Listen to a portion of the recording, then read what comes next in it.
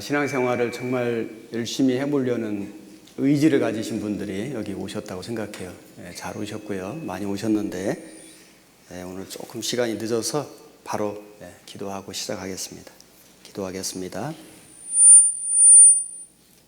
살아계신 하나님 아버지, 2020년 새로운 한 해를 우리에게 허락해 주신 감사드립니다. 청년의 때 우리를 불러주시고 하나님의 일을 할 수 있도록 우리에게 기회를 주셨습니다. 이번 동계 수련회를 통해서 하나님께서 우리를 향해서 작정하신 뜻이 무엇인지를 깨닫게 도와주시고, 또 하나님의 말씀인 성경을 통해서 우리가 더 힘을 얻고 용기를 얻고 능력을 얻어서 돌아가는 수련회가 되게 도와주옵소서. 오늘 하나님께서 우리에게 주신 이 성경 말씀을 어떻게 공부해야 하는지를 우리가 함께 배워보려고 합니다. 하나님, 말씀을 전하는 사람의 입술에 능력을 주시고 듣는 모든 사람의 마음을 감동케 해주셔서 이 시간 우리가 신앙생활을 하는데 꼭 필요하고 유익한 시간이 되도록 도와주시고 인도해 주옵소서. 예수님 이름으로 기도드렸습니다. 아멘. 제가 제목을 성경의 중요성과 성경 공부 방법 이렇게 좀 정해봤고, 그리고 이제 필요한 말씀들을 좀 정리를 했는데 21페이지를 5시간 동안 하는 게 아니고요, 2시간 안에, 벌써 지금 2시 20분인데 어쨌든 약속된 시간 안에 좀 빠르게 좀 진행을 해볼까 합니다. 우선 디모데후서 3장 찾아보겠습니다. 디모데후서 3장 15절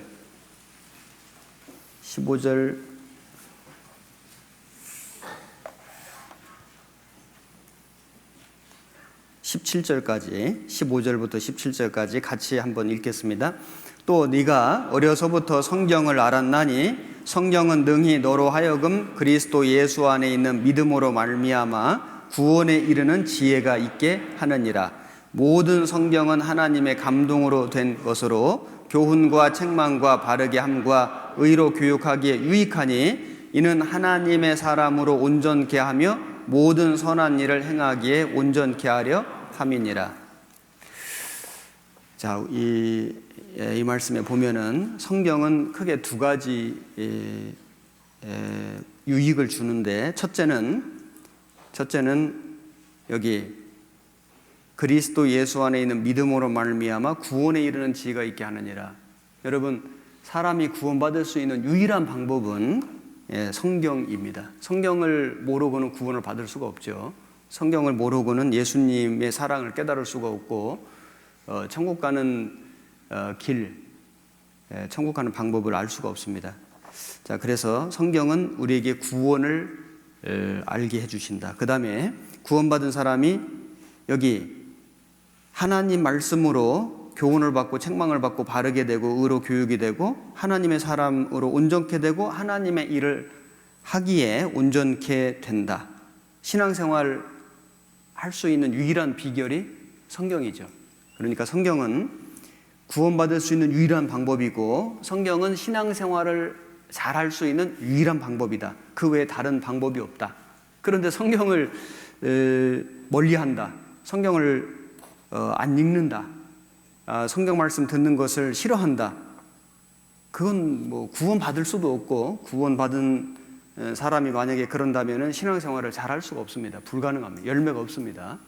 하나님의 일을 할 수가 없습니다. 자, 그래서 우리가 이제 이 성경을 우리가 배운다는 것은 너무나 중요한 것이다. 성경은 너무나 중요하고 이 성경을 어떻게 배울 것인가, 이걸 우리가 좀 공부해 봐야 되겠습니다.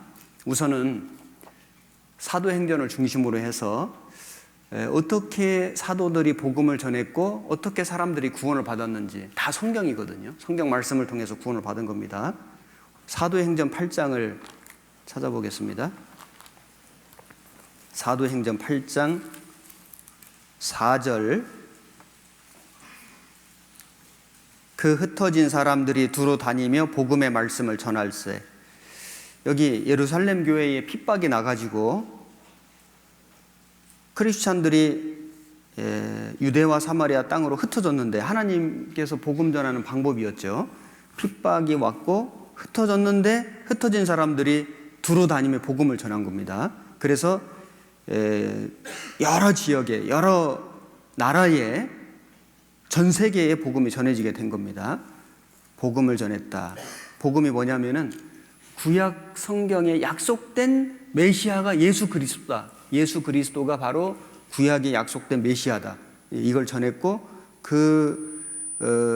복음을 전해 들은 사람이 구원을 받고 그 사람들이 교회가 되었고, 그래서 이 교회가 이 사도들을 통해서 많이 세워졌습니다. 그래서 이 사도행전을 교회 행전이다 또는 성령 행전이다 이렇게 말합니다.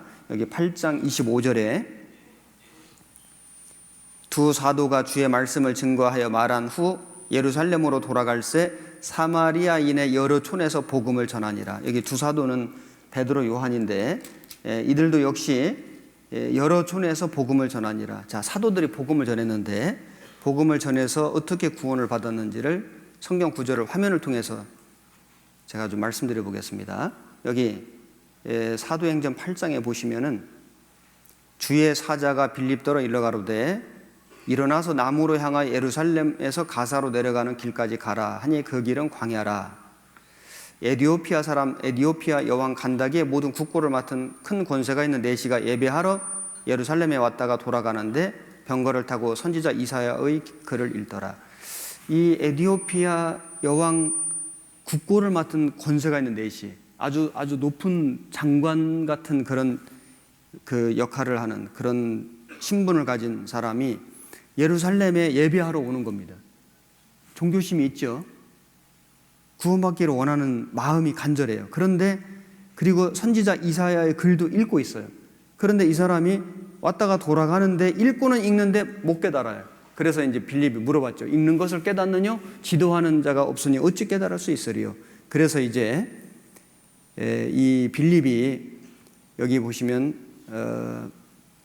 빌립이 입을 열어 이 글에서 시작하여 예수를 가르쳐 복음을 전하니 길 가다가 물 있는 곳에 이르러 내시가 말하되 보라 물이 있으니 내가 세례를 받음에 무슨 거리낌이 있느냐.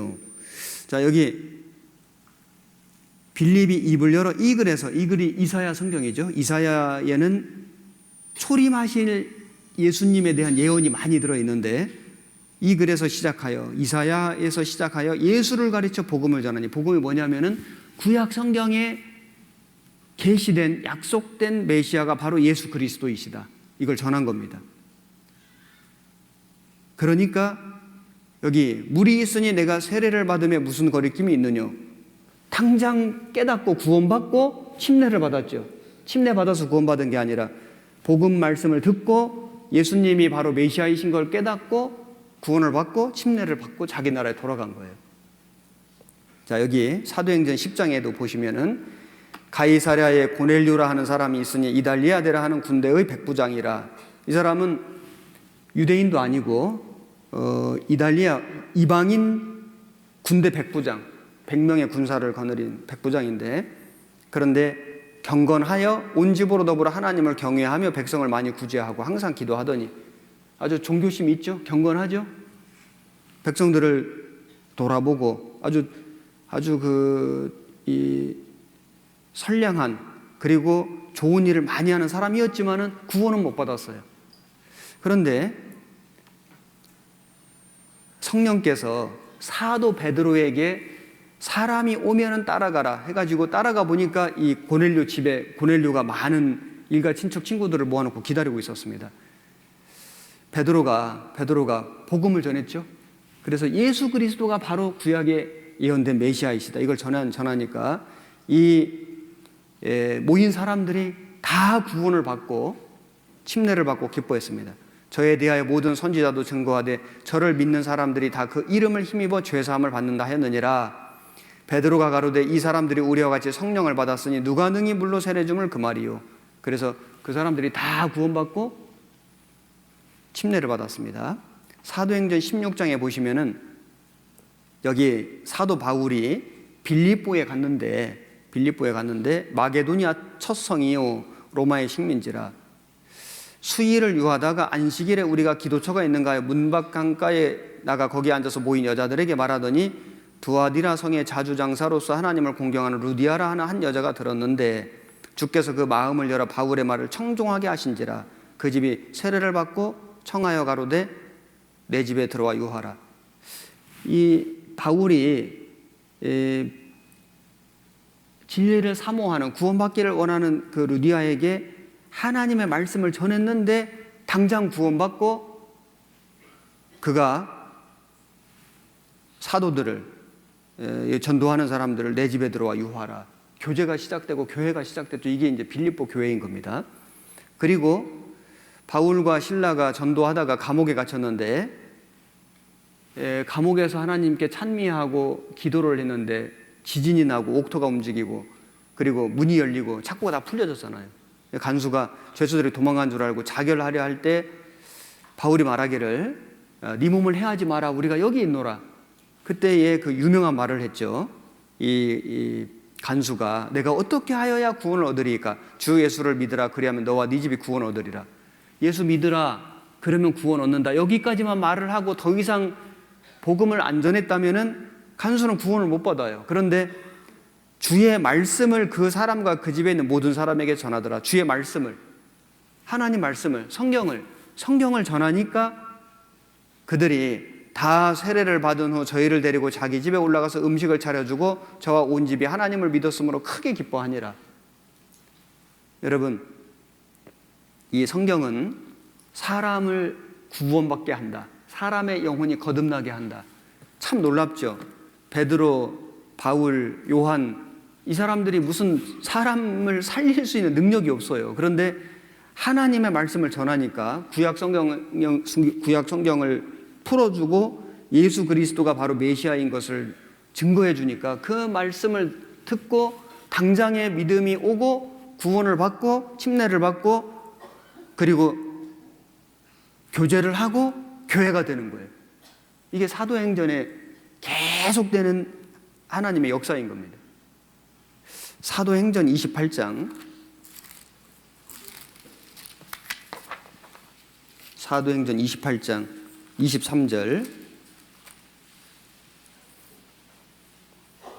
저희가 일자를 정하고 그의 우거하는 집에 많이 오니 바울이 아침부터 저녁까지 강론하여 하나님 나라를 증거하고 모세의 율법과 선지자의 말을 가지고 예수의 일로 권하더라.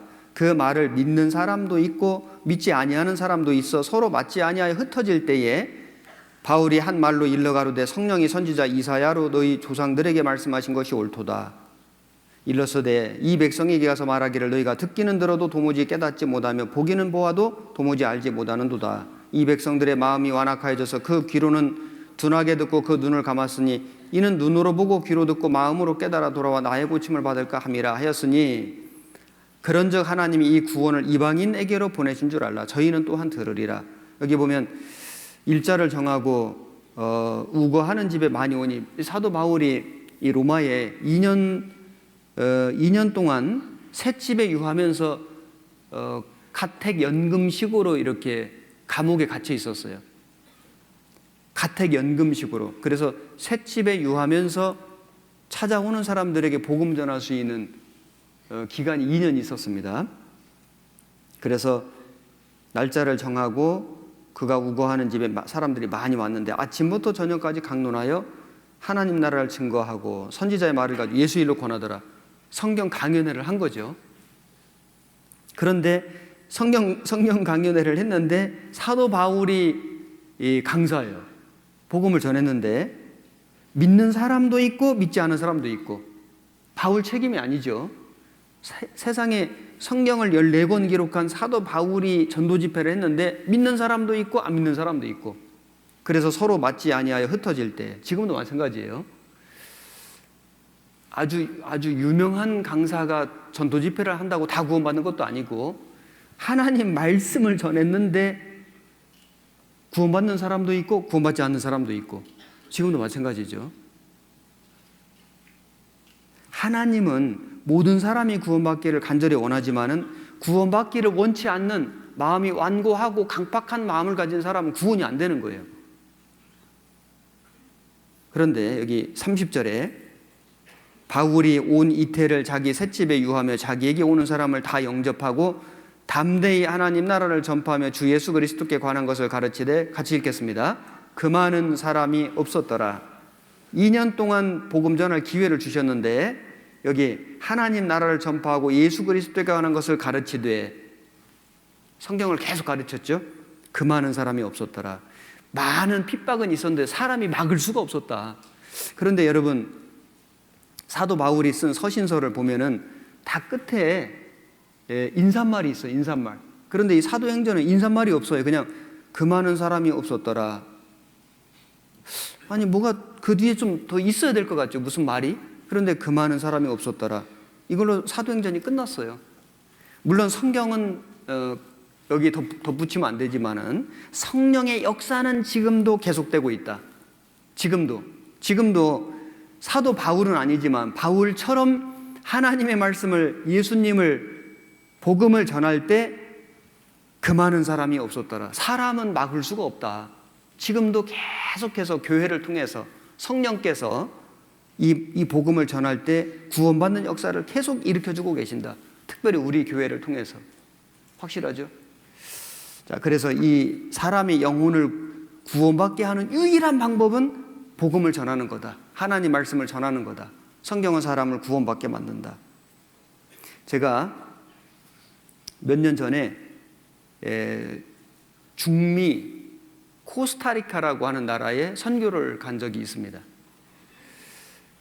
그때에 제가 그 수도 산호세에서 전도 집회를 했는데, 수양회를 했는데 그 산호세에서 한 2시간 정도 떨어진 꽈빌레스라고 하는 도시가 있어요. 거기에 신방을 갔어요. 이제 수양회를 마치고 신방을 갔는데 그 꽈빌레스에 통역하는 형제님이 있었어요.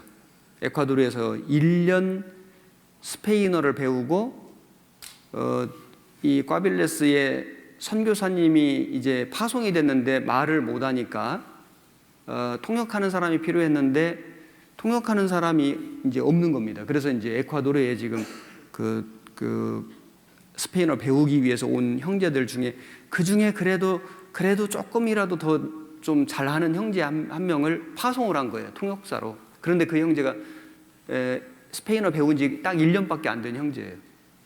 여러분, 1년 물론 열심히 했다고 하지만 1년 배워가지고 통역한다는 거 사실 쉽지 않죠. 불가능하죠, 사실은. 그런데 이제 제가 갔을 때 그 형제님이, 통역하는 형제님이 간증을 했어요. 이제 저희 선교팀하고 이렇게 교제하면서 간증을 했는데 그 간증의 내용이 이래요. 자기가 그 꽈빌레스 교회 통역사로 이제 가라 해서 배운 게 순종이니까 예하고 이제 오긴 왔지만은 사실은 자기는 스페인어를 잘 듣지도 못하고, 그리고 뭐 말한다는 건 사실은 거의 뭐 불가능하고, 겨우 할 수 있는 건 뭐냐면 써놓고 읽는 것밖에는 자기가 못했다는 거예요. 그런데 가자마자 벌써 전도 집회가 잡혀져 있더라는 거예요. 그래서 이제 선교사님은 뭐 스페인어를 전혀 모르고 통역하는 형제님은 이제 1년밖에 안 돼서 써놓은 거 읽을 수밖에 없고, 그래서 이제 어쩔 수 없이 선교사님이 전도 집회 원고를 이렇게 주면 그걸 이제 스페인어로 이렇게 만들어 가지고 감수를 받아 가지고 이제 같이 서서 선교사님은 원고대로 읽고 자기는 스페인어 써놓은 거 읽고 이렇게 해가지고 이제 첫째 날 말씀 전하고, 둘째 날 말씀을 전하고, 셋째 날 말씀을 전하고, 넷째, 어쨌든 그래서 복음까지 전했다는 거예요. 그런데 놀라운 건 구원받는 사람이 생기더라는 거예요. 이야, 진짜 자기도 너무 신기한 거예요. 왜냐하면 그냥 읽었거든요. 그냥 원고 보고 읽었는데 사람이 구원을 받는 거예요. 그래서 이제 야, 이거 진짜 너무 신기하다 하고는 그 다음에 또 전도 집회를 했는데 뭐 한두 달 사이에 뭐 얼마나 실력이 늘었겠어요. 또 읽었대요. 예, 써놓은 거 또 읽었대요. 읽었는데 또 구원을 받더라는 거예요. 구원받는 사람이 또 나타나고. 그래서 제가 갔을 때가 한 1년쯤 지났는데 한 50명이 모였더라고요. 이야, 이거 참 진짜 대단하죠. 기적이죠. 사람의 능력이 아니죠. 아니 그냥 원고 읽었는데 어떻게 사람이 구원을 받아요? 그건 그 사람의 성경 실력도 아니고 스페인어 실력도 아니고 성령의 능력이죠. 성령의 능력. 제가 그 간증을 들으면서 정말 맞다. 사람의 영혼을 구원하는 능력은 오직 하나님의 말씀에 있다. 그리고 이 말씀을 증거할 때 성령께서 함께해 주시고 도와주신다. 이게 마음에 확 믿어지더라고요. 물론 그전에도 믿었는데 그 간증을 들으면서 정말 그렇다. 성경은 능력이 있다. 사람의 영혼을 건진다. 그 꽈빌레스에 있던 선교사님이 바로 밑에 코스타리카 밑에 파나마라고 하는 나라가 있어요. 파나마 하면 뭐가 생각나요? 운하가 생각난다고 할 줄 알았어요. 파나마 하면 우리 파나마 교회가 생각나죠? 파나마에 교회가 생겼어요. 그래서 이제 선교사님이 파나마로 파송이 됐어요. 꽈빌레스에서 코스타리카에서 4년 계시다가 파나마에 간지 지금 딱 2년 됐거든요. 제가 지난주에 그 파나마 선교사님이 저희 천안교회에 주일 설교를 하러 오셨어요. 저희 천안이 그 파나마 후원교회거든요.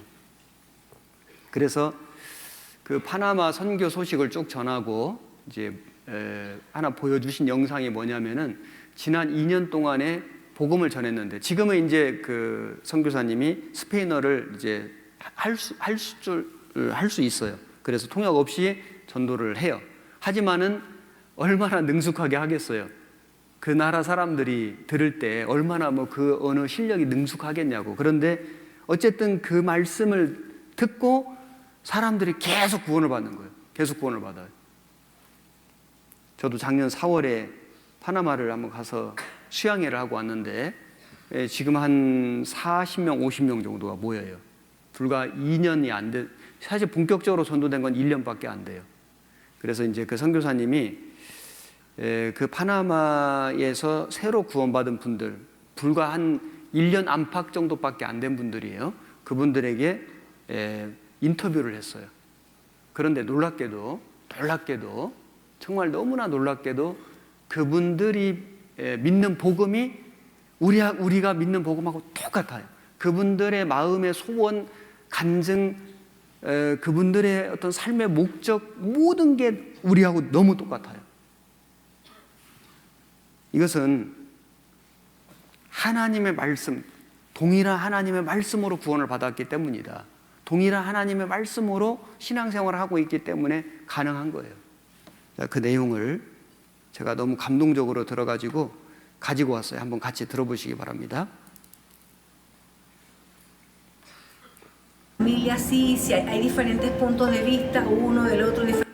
자, 처음부터 보겠습니다.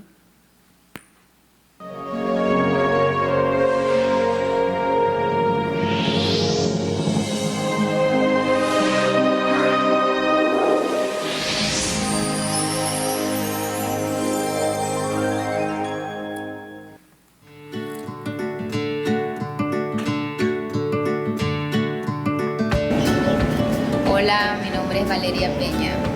Hola, mi nombre es Vanessa Peña.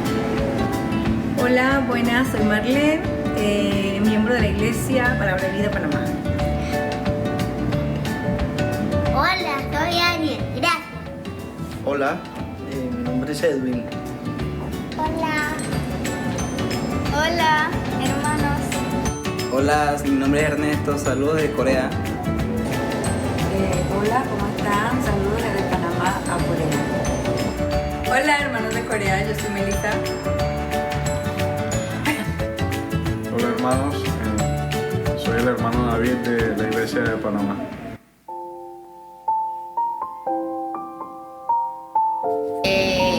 Con un seminario donde me explicaron todo desde el principio hasta el fin. Y el mensaje que me llegó a mí, en el cual yo entendí la salvación, fue cuando Jesús en la cruz dijo consumado es. O sea, Dios mandó a su único hijo para que Él nos salvara.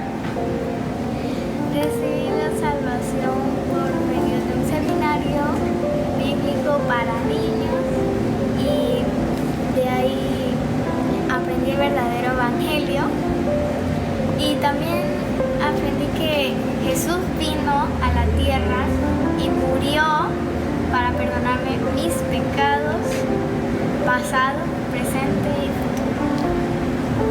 Y yo participé los 6 días de seminario y en verdad me enteré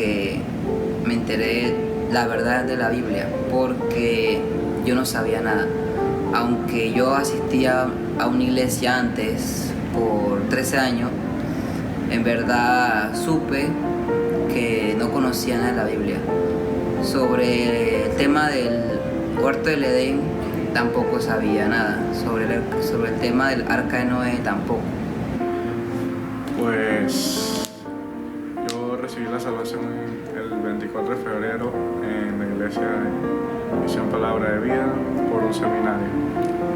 El pastor me invitó a su oficina y me sentó y me dijo que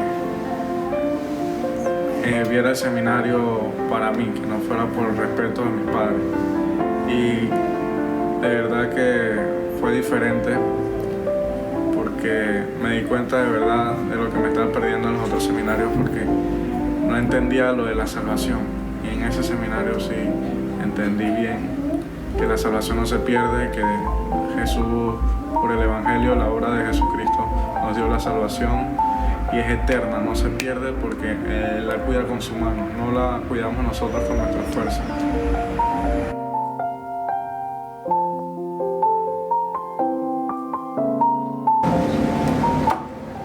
Que las otras iglesias piensan que van a ir al cielo por obras.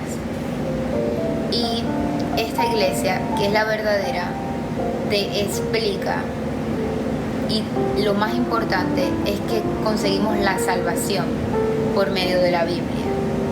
En las otras iglesias no dicen eso. Una diferencia muy clara sería el hecho de cómo la importancia que le dan a la Biblia. Las otras iglesias no le dan el interés a la Biblia, sino a su pensamiento. Creen que con hacer milagros o alguna música atraen a las personas, o el hecho de que si ofrendan tienen bendiciones. Eso hace que muchas personas quieran ir a la iglesia por el beneficio. No enseñan sobre el Evangelio o sobre el juicio, sino que solamente hablan de la bendición que uno puede recibir si da ofrenda, de la bendición que uno va porque ayuda a la iglesia. Entonces no enseñan la Biblia como es. Las otras iglesias viven según su obra para recibir la salvación. Quieren hacer algo para comprar la salvación. Y en nuestra iglesia sabemos que la salvación viene de Dios. Y no hay nada que el humano pueda hacer para ser salvo.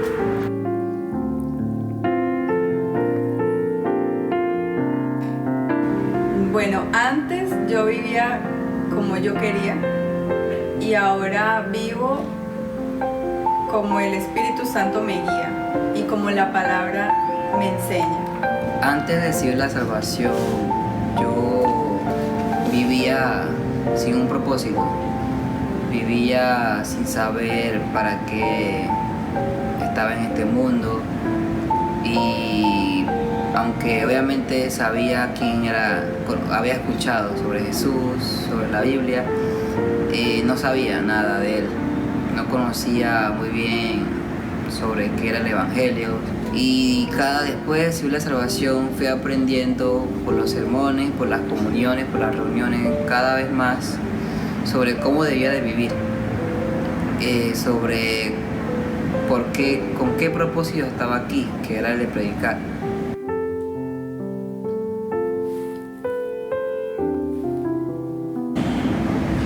Mi prioridad es tratar de estar seguir los caminos de Dios, luchar por alejarse uno del mundo, que es una lucha constante,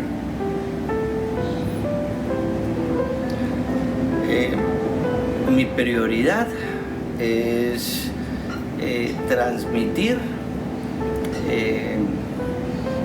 lo que se me ha dado, ¿sí? Por gracia, comenzando de adentro hacia afuera.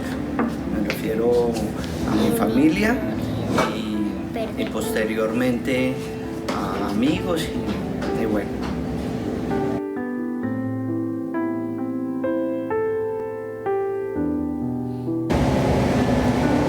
Lo más difícil para llevar la vida cristiana es vivir una vida agradable a Jesús. O sea, seguir el modelo de Jesús. Muchas veces fallamos y eso me entristece porque no le quiero fallar a Dios. Bueno, lo más difícil es que el mundo no nos ayuda y a veces la carne a veces le gana al espíritu. Y la tentación del mundo a veces es más grande que mi fe. Como cuando estoy predicando y quiero que esa persona entienda así rápido. Entonces aprendí que no es así, que es con la fuerza de Dios, no es con nuestra fuerza, aunque lo que vamos a hacer con nuestra fuerza no es con nuestra fuerza.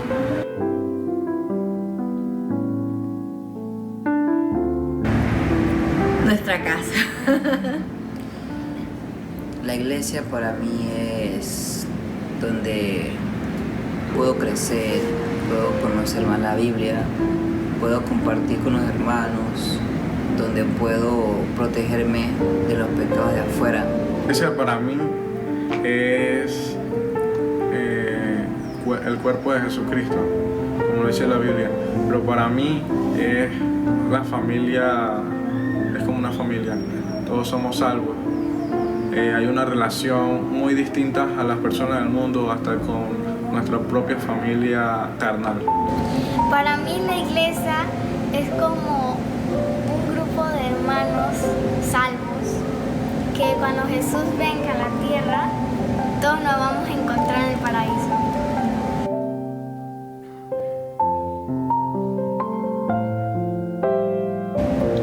Como le dije ya, pues la misión de mi papá y de mi mamá, que ellos conocen porque estuvieron, pero es que le pasa a ellos lo mismo que a mí. Es difícil porque están rodeados de toda la familia.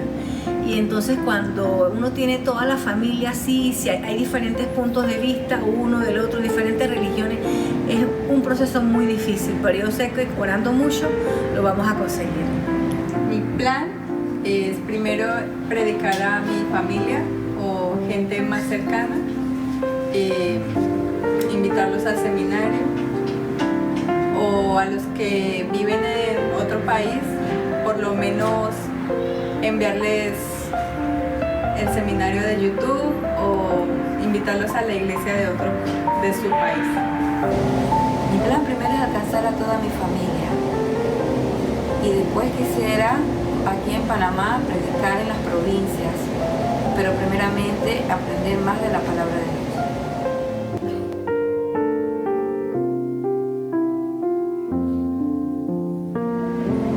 Chao. Bueno. Chao. Bueno, chao, que estén muy bien, gracias. Chao, hermanos. Chao, Dios te bendiga. Chao, los quiero. Bueno, chao, 감사합니다. 자, 박수 한번 쳐볼까요?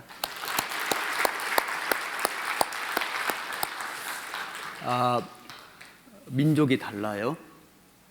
나라도 달라요. 언어가 달라요. 문화도 달라요. 역사도 달라요. 그런데 똑같은 말을 해요.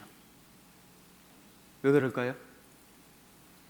동일한 성령으로 동일한 하나님의 말씀을 듣고 믿고 깨달았어요. 그래서 성경은 구원에 이르는 지혜가 있게 하느니라, 사람을 구원받게 하는 유일한 방법은 성경 말씀. 그리고 구원받은 사람이 신앙생활할 수 있는 유일한 방법은 성경 말씀. 확실하죠? 구원받은 지 1년도 안 된, 1년밖에 안 된 분들이 이렇게 확실하게 간증해요. 하나님의 능력입니다. 그 영국의 엘리자베스 여왕이 성경을 아주 사랑하는 사람이었는데 이런 말을 했어요. 영국의 모든 영토를 버릴지라도 성경은 버릴 수가 없습니다. 영국의 영토를 버릴지라도 성경은 버릴 수가 없습니다.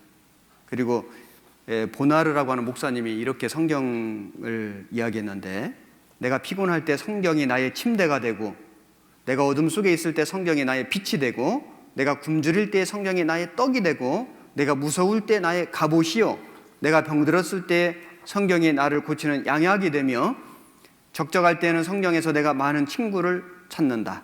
만일 내가 일하려면 성경이 나의 기구요, 놀 때는 성경이 나의 즐거운 풍류로다. 내가 무식하면 성경이 나의 학교요, 내가 수렁에 빠지게 되면 성경이 나의 굳은 땅이로다. 내가 추우면 성경이 나에게 열이 되고, 내가 떠오르면 성경은 나의 날개로다. 성경은 나의 지도자, 의복, 피난처, 꽃동산, 태양, 샘물, 신선한 공기로다. 위대한 책이요. 정말 성경은 위대한 책이죠. 여러분, 이스라엘 백성들이 애굽에서 사는 모습은, 애굽에서 노예로 사는 모습은 우리가 구원받기 전에 우리 영혼의 모습이에요. 알고 계시죠? 이스라엘 백성들이 하나님께 울부짖으니까 모세를 보내주셨는데, 모세는 예수님의 모형이 되고, 모세를 통해서 출애굽한 것은 우리 영혼이 구원받는 모습이에요. 홍해 바다는 침례를 가리키고, 광야 생활은 우리의 신앙생활의 모습이고, 가나안 땅은 천국 또는 천국에서 받는 우리의 영광과 기업의 모형이 되죠. 알고 계시죠? 그런데 이스라엘 백성들이 출애굽기 16장에 가서 보면은 광야 40년 동안 하나님이 하늘에서 내려주신 양식을 먹고 지나가요. 그게 만나죠? 출애굽기 16장을 찾아보겠습니다. 출애굽기 16장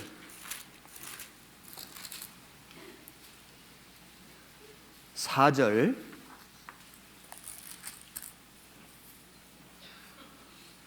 한 절만 같이 읽겠습니다. 때에 여호와께서 모세에게 이르시되, 보라, 내가 너희를 위하여 하늘에서 양식을 비같이 내리리니 백성이 나가서 일용할 것을 날마다 거둘 것이라. 이같이 하여 그들이 나의 율법을 준행하나 아니하나 내가 시험하리라. 여러분, 이 16장 앞에 15장에 어떤 말씀이 나오냐면은 이스라엘이 출애굽한 뒤에 하나님께 찬양하는 노래가 나와요. 노래가 나오고, 그 다음에 16장에 가서 만나를 주시는 사건이 나오고, 그 다음에 반석을 쳐서 물을 주셔요. 그 17장에 가면은 이제 반석을 쳐서 물을 주시고, 그리고 나서 17장 8절부터 보면은 아말렉과 싸워요. 자, 이 과정은 구원받은 사람이 구원받은 이후에 살아가는 삶의 과정을 잘 보여주고 있다고 할 수 있어요. 그래서 먼저는 우리가 애굽에서, 세상이죠, 노예 생활, 마귀의 올무에 잡혀서 아주 비참한 삶을 살아가고 있을 때 예수 그리스도를 통해서 구원을 받고, 구원을 받은 사람에게 만나를 주셔요. 그 만나를 먹고 광야를 지나가요.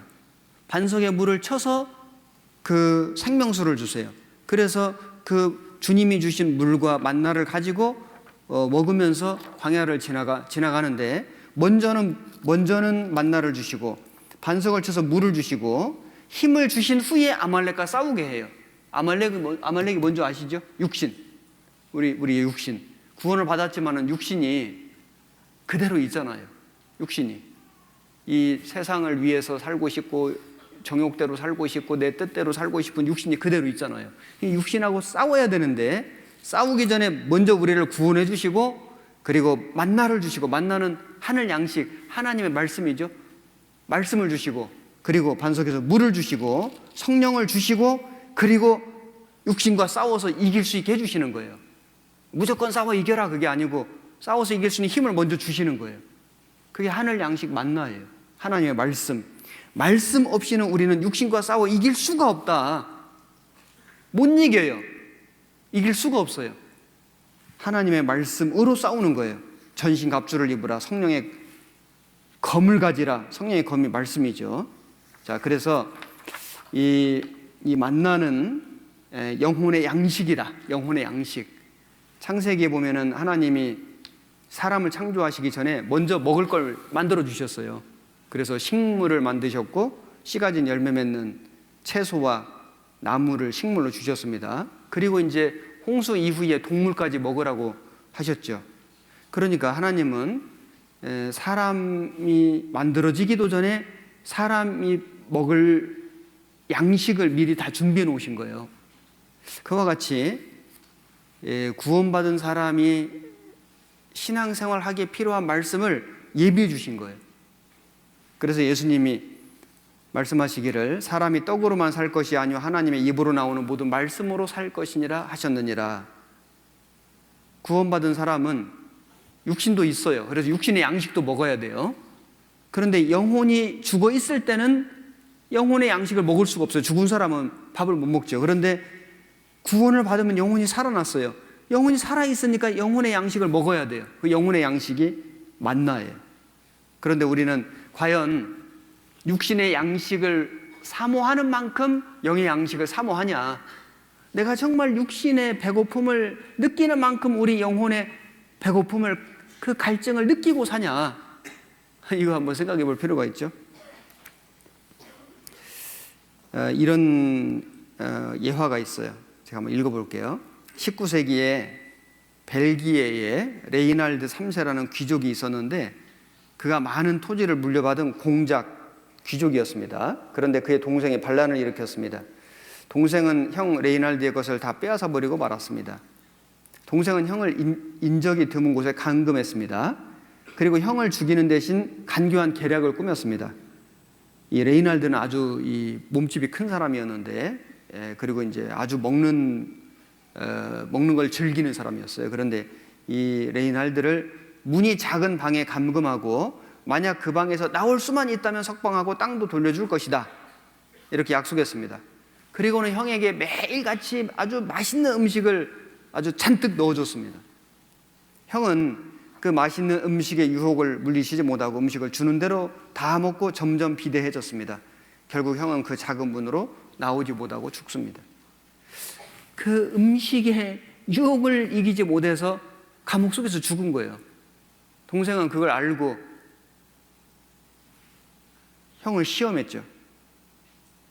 계략을 꾸몄죠. 우리는 육신의 양식을, 육신의 음식이 있잖아요. 음식 맛있는, 요즘 얼마나 맛있는 게 많아요. 육신의 음식을 내가 좋아하듯이 배고픔을 느끼고 음식을 찾고 음식을 먹으러 가고, 그리고 그걸 맛있게 먹고 배부른 행복감을 느끼는 것처럼 영혼의 양식을 찾고 배고픔을 느끼고 그 양식, 영혼의 양식을 먹으러 가고, 그리고 정말 맛있게 먹고, 그리고 영혼의 배부름을 느끼고 있냐? 이걸 한번 생각해 볼 필요가 있죠. 성경은 우리의 양식이다. 그래서 영국의 경건주의자들의 슬로건 중에 No Bible, No Breakfast. 성경 안 읽고는 아침 안 먹겠다. 이게 이제 그들의 슬로건이었습니다. No Cross, No Crown. 십자가 없이는 영광이 없다. 그래서 우리는 이 영혼의 양식인 이 말씀 없이는 우리는 우리 영혼이 살 수도 없고 건강해질 수도 없고 아무 능력도 일을 할 수도 없다는 걸 우리가 알아야 되겠습니다. 시편 19편을 찾아보겠습니다. 시편 19편 7절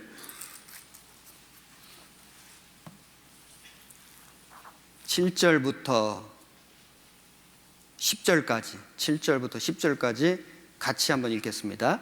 여호와의 율법은 완전하여 영혼을 소성케 하고 여호와의 증거는 확실하여 우둔한 자로 지혜롭게 하며 여호와의 교훈은 정직하여 마음을 기쁘게 하고 여호와의 계명은 순결하여 눈을 밝게 하도다. 여호와를 경외하는 도는 정결하여 영혼까지 이르고 여호와의 규례는 확실하여 다 의로우니 금 곧 많은 정금보다 더 사모할 것이며 꿀과 송이 꿀보다 더 달도다. 여기 여호와의 율법은 하나님의 말씀이죠. 성경이죠. 완전하여 영혼을 소성케 하고 거듭나게 하고 그리고 지혜롭게 하고 마음을 기쁘게 하고 눈을 밝게 하도다. 영적인 눈이요.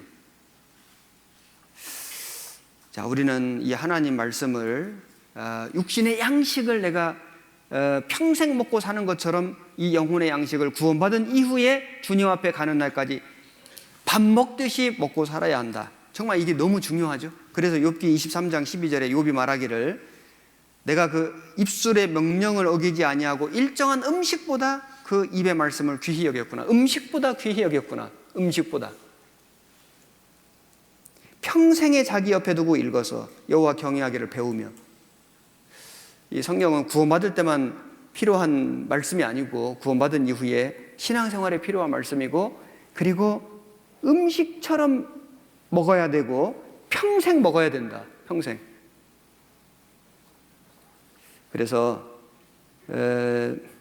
이 성경을 이제 우리가 배우는 방법은 성경을 우리가 이렇게 통독하는 것이 필요하고 교회에서 전해지는 모든 말씀을 우리는 다 골고루 들어야 돼요. 주일 말씀, 수요 말씀, 전도 집회 말씀, 조모임, 구역 모임, 수련회, 학예 수양회, 여하튼 교회 안에서 전해지는 모든 말씀을 우리는 다 듣고 그 다음에 성경 말씀을 처음부터 끝까지 통독하고 골고루 읽고 이렇게 선택하지 말고 전체적으로 우리가 다 듣고 다 읽고 그리고 어떤 특정한 말씀만 골라 읽는다든지 특정한 전도인의 말씀만 골라서 본다든지 이러는 것보다는 일단은 전체적으로 읽고 전체적으로 듣는 것이 필요하다. 음식 중에는 내가 특별히 좋아하는 음식이 있지만 그것만 편식하면 안 되잖아요. 모든 음식을 골고루 먹는 것이 중요한 것처럼 모든 하나님 말씀을 우리는 골고루 먹어야 한다. 그리고 이 말씀은 영혼을 구원하는 능력이 있고 그리고 내가 그래서 이 말씀을 통해서 구원을 받은 거예요. 그 다음에 이 말씀을 내가 계속해서 배우는 가운데 마음이 변화됐어요. 아마 여러분 느끼실 거예요. 말씀을 계속 배우는 가운데 내 입술의 말이 달라지고 내 행동이 달라지고 삶이 변화되고 내 인생이 완전히 바뀌었어요. 여기 그런 분들이 많이 계실 거예요. 그런 과정 속에 있죠. 그런데 어떤 분들은 구원은 받았는데 구원이 희미해요. 구원에 의심이 있어요. 구원은 받았는데 마음이 안 바뀌어요. 세상이 너무 좋아요. 죄 짓는 게 너무 좋아. 버릴 수가 없어. 말도 옛날처럼 해요. 함부로 말해요. 제어가 안 돼요. 행동도 별로 바뀐 게 없어. 달라진 게 없어요. 스스로도 자기도 왜 나는 이렇게 변화가 안 될까? 자기 삶을 하나님께 드려본 적이 없어요. 드려볼 마음이 없어요. 왜 그럴까? 왜 그럴까요? 하나님의 말씀을 간절한 마음으로 찾질 않기 때문이에요. 여러분, 성경 강연을 할 때 어떤 사람은 구원을 받아요. 너무 확실해요. 어떤 사람은 구원을 못 받아요. 왜 그래요? 마음이 간절하지가 않아요. 하나님의 말씀을 간절하게 듣질 않아요. 간절한 마음, 겸손한 마음, 그 마음이 문제예요. 마음이. 구원을 받은 이후에도 하나님의 말씀을 정말 간절히 사모하고 말씀을 정말 가까이 하고 말씀대로 살려고 정말 자기를 이 노력이죠. 사실은 몸부림치는 게 있으면은 틀림없이 그 사람은 변화를 경험하게 된다. 여기 이런 시가 있어요. 제가 한번 읽어볼게요. 입술로 부르짖는 부흥 뒤엔 아직 한 번도 나의 바알을 부순 적이 없었고 말로만 외치던 변화의 이면엔 한 번도 내 발이 문턱을 넘어선 적이 없었다. 말과 생각은 하늘에 닿아 있고 행함과 순종은 땅 속에 묻혀 있다. 기도가 마른다는 건 기도하지 않았다는 것이고 말씀이 달지 않다는 건 말씀을 읽지 않았다는 것이다. 형제를 사랑하지 않는 건 주님을 사랑하지 않는 것이고, 주를 위해 살지 못하는 건 주를 위해 죽지도 못하는 것이다. 너무 모른다. 아직 한 발자국도 내디딜 용기 없는 나에게 속지 말라. 아직도 한눈 팔고 있는 나에게. 자기 자신에게 속으면 안 되죠. 말로는 구원을 말하고 간증하고 열심히 살아본다고 하지만은 여기 한 번도 내 발이 문턱을 넘어선 적이 없었다. 진짜로 주님을 위해서 살고자 하는 그 간절한 마음의 결심과 결단을 가져본 적이 없었다. 말씀이 달지 않다는 건, 목사님 말씀이 잘 안 들려요. 기쁨이 안 돼요. 즐겁지가 않아요. 안 깨달아져요. 말씀을 읽지 않는다는 것이다. 왜냐하면요, 이 음식도 먹어본 사람이 먹어요. 음식의 맛을 알아요. 성경을 처음부터 막 그렇게 송이꿀처럼 달아서 읽는 게 아니에요. 성경을 읽고 또 읽고 계속 읽고 말씀을 듣고 또 듣고 계속 듣다가 성경의 맛을 깨달아요. 맛이 생겨요. 맛을 끊을 수가 없어요. 여러분, 이 만나는 하늘에서 내렸는데 땅에 내렸어요. 그래서 이 만나를 주우려면 새벽에 일찍이 주워야 돼요. 그리고 만나를 주우려면 몸을 구부려야 돼요. 하나님의 말씀을 우리가 정말 잘 먹기 위해서는 부지런해야 돼요. 정말 새벽에 그 만나를 주우러 가듯이 말씀을 사모하는 마음으로 뭔가 내가 희생을 해야 돼요. 그리고 몸을 구부려야 돼요. 내 마음의 허리를 구부려야 돼요. 겸손한 마음으로, 정말 겸손한 마음으로. 그래서 여러분, 주일날 내일 주일이다. 주일이니까 교회 가야지. 물론 가는 것도 좋지만은 내일 주일날 하나님께서 내게 무슨 말씀을 주실 것인가? 정말 하나님께서 내일 오시는 목사님을 통해서 내게 무슨 말씀의 교훈을 주실 것인가? 그걸 기대하고, 내일 말씀을 우리가 잘 듣기 위해서는 내가 오늘 좀 일찍 자야 되겠다. 그래서 충분히 좀 휴식을 취하고 좋은 컨디션으로 내일 말씀에 집중해서 정말 하나님 주시는 말씀을 내가 한번 새겨서 들어봐야 되겠다. 이런 마음의 자세, 그리고 준비가 필요하죠. 토요일날 새벽까지 교제하고 운동하고 먹고 게임하고 스마트폰 하고 인터넷 하고 자기 하고 싶은 거 하고는 아침에 그냥 정신없이 일어나가지고 말씀 앞에 딱 앉으면 피곤하죠. 몸이 피곤하죠. 아무리 청년이라도 피곤하죠. 피곤한 몸을 가지고 말씀을 들으려니까 너무 힘든 거예요. 듣긴 듣는데 사실은 새겨지지가 않는 거예요. 듣긴 듣는데 새겨지지가 않아요. 여러분, 그렇게 말씀을 들어서는 그 말씀이 그 사람의 약이 되고, 그 사람에게 정말 약이 되고 양식이 되고, 그 사람 마음 속에 새겨지고, 그 사람의 말이 바뀌고 행동이 바뀌고 삶이 바뀌기를 기대하는 건 불가능해요. 그렇게 해서는 불가능하죠. 하나님 말씀을 정말 기대하고 정말 기도하고, 마치 어떤 사람이 만약에 돈을 내고 영화를 본다면은 그 기대하고 시간과 물질을 투자해서 가서 좋은 자리에 앉아서 정말 그 영화를 이렇게 몰입해서 보려고 하지 않겠어요? 예를 들자면은, 아니 하나님 말씀을 들어가면 뭔가 내가 시간과 물질을 준비하고 그리고 좋은 자리에 앉아서 정말 마치 정말 내가 기대하던 영화를 기다리듯이 말씀을 기다리고 몰입해서 처음부터 끝까지 그 말씀을 듣는 가운데 주님이 주시는 감동을 받아야 되지 않겠어요? 그렇게 말씀을 한 번 듣고 두 번 듣고 세 번 듣고 한 달을 듣고 열 달을 들어봐요. 안 변하는 것이 기적이에요. 안 변하는 게 기적이에요. 마음이 안 바뀌는 게 기적이에요. 삶이 안 바뀌는 게 기적이에요. 전도서 12장을 보겠습니다. 전도서 12장.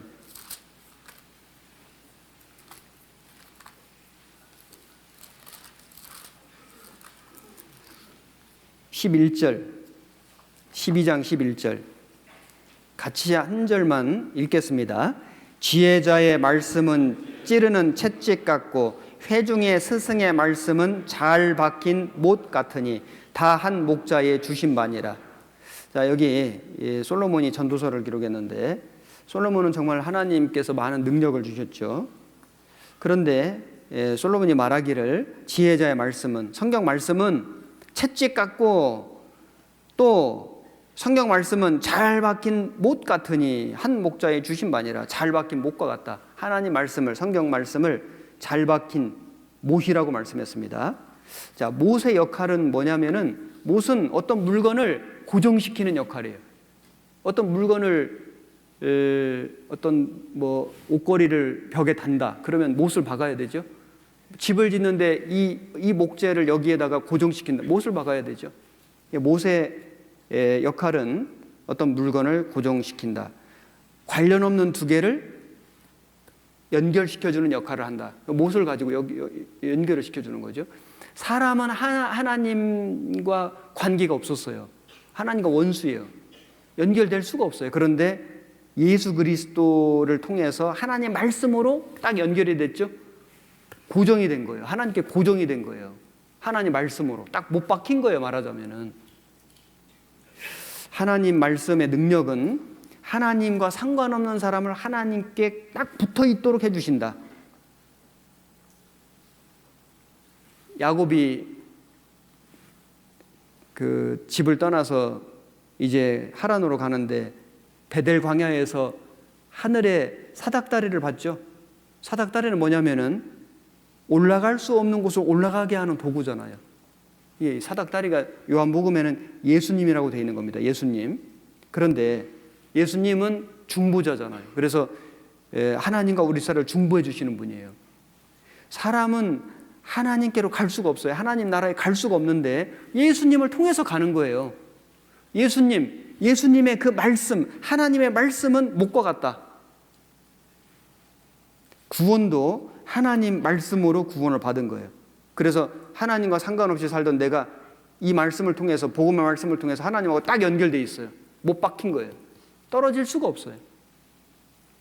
구원받은 이후에도 우리는 이 하나님의 이 못과 같은 말씀을 계속해서 배움으로써 더 단단히 하나님께 연결될 수 있다. 우리의 모든 삶이 하나님과 연결될 수 있다. 우리의 운명이 연결된다. 쓰임을 받는다. 사도행전 20장을 찾아보겠습니다. 사도행전 20장.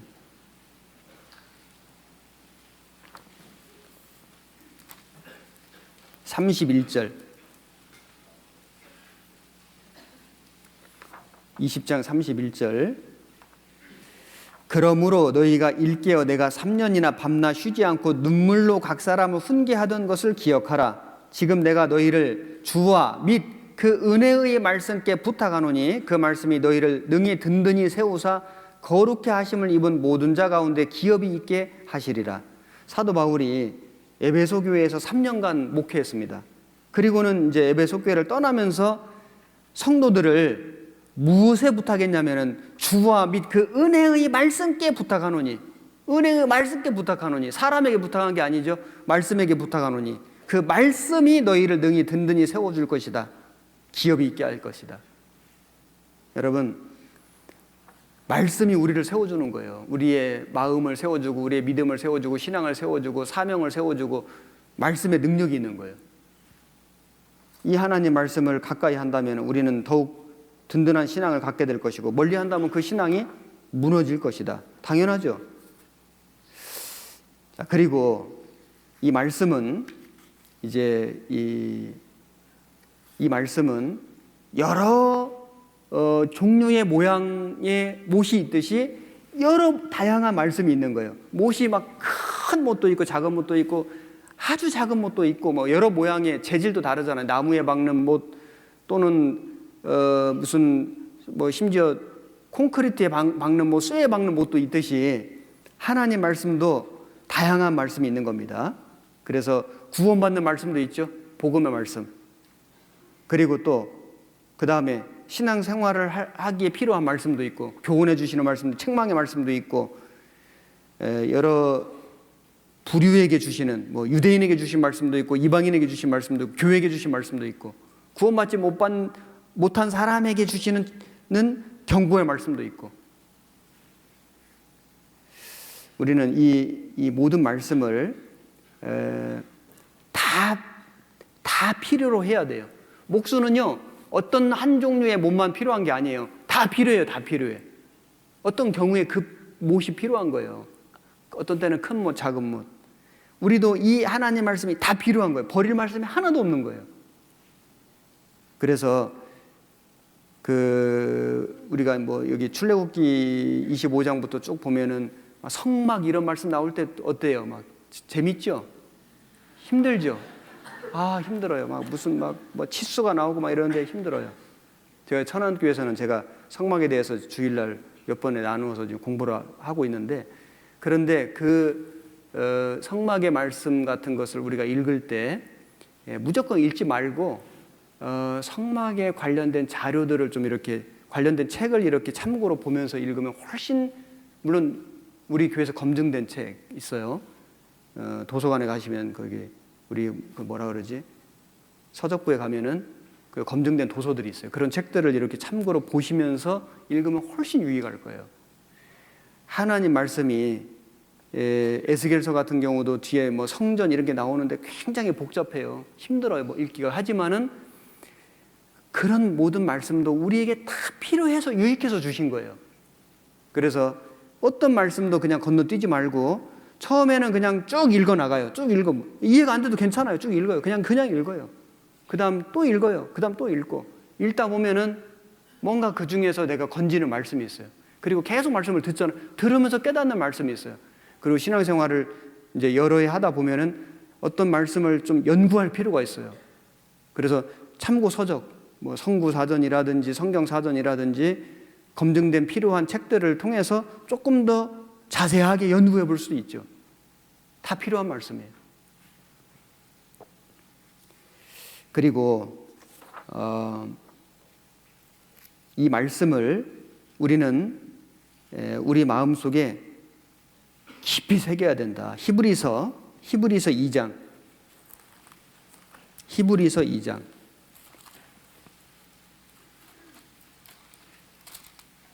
1절 2장 1절 같이 읽겠습니다. 그러므로 모든 들은 것을 우리가 더욱 간절히 삼갈지니 혹 흘러 떠내려갈까 염려하노라. 모든 들은 것을, 하나님 말씀을, 복음의 말씀, 신앙생활에 필요한 말씀 간절히 삼갈지니 흘러 떠내려갈까 염려하노라. 왜냐하면은 이 말씀을 정말 우리의 마음에, 우리의 생각에, 우리의 삶에 깊이 못 박지 않으면 흘러 떠내려갈 수도 있다. 들었는데 내 것이 아니에요. 아무 능력이 없어요. 나에게 유익이 없어요. 못 박아 놓은 게 아니에요. 깊이 못 박아야 한다. 깊이 못 박는 방법, 어떻게 하면 못 박을까요? 암송이에요. 암송.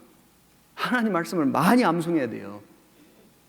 여러분은 다 청년이잖아요. 청년은 지금 여기 20대가 많이 있을 거고 30대도 뭐 주로 초반이 계시겠죠. 20대, 30대 때는 3번 읽으면 외워지죠. 그죠? 네, 3번 읽으면 외워지잖아요. 나이 들면요 10번 읽어도 안 외워져요. 3번 읽을 때 외워질 때 많이 외워야 돼요. 많이. 하나님의 말씀을 많이 암송하면서 교훈이 돼요. 그리고 암송한 말씀이 어떤 상황에서 생각나요. 그 말씀의 능력이, 예수님도 기록되었으되 말씀으로 시험을 이기셨잖아요. 여러분, 내 마음에 마귀가 찾아올 때, 나를 시험할 때 이길 수 있는 하나님 말씀을 많이 기억하고 암송하고 있어야 한다. 이거 정말 중요해요. 깊이 새기는 거예요. 못 박는 거예요. 자, 그리고 성경을 좀 공부하는 구체적인 방법을 몇 가지 말씀드리면, 여러분 뭐 모르시는 게 아니에요. 성경을 공부하는 방법, 첫째 많이 읽어라. 그 다음에 많이 들으라. 성경 말씀을 많이 들으라. 많이 읽어라. 많이 들으라. 그리고 성경의 말씀을 행하라. 실천하라. 그리고 이 말씀을 전하라. 자, 요걸 좀 잠깐 생각해 볼게요. 우선 요한계시록 1장.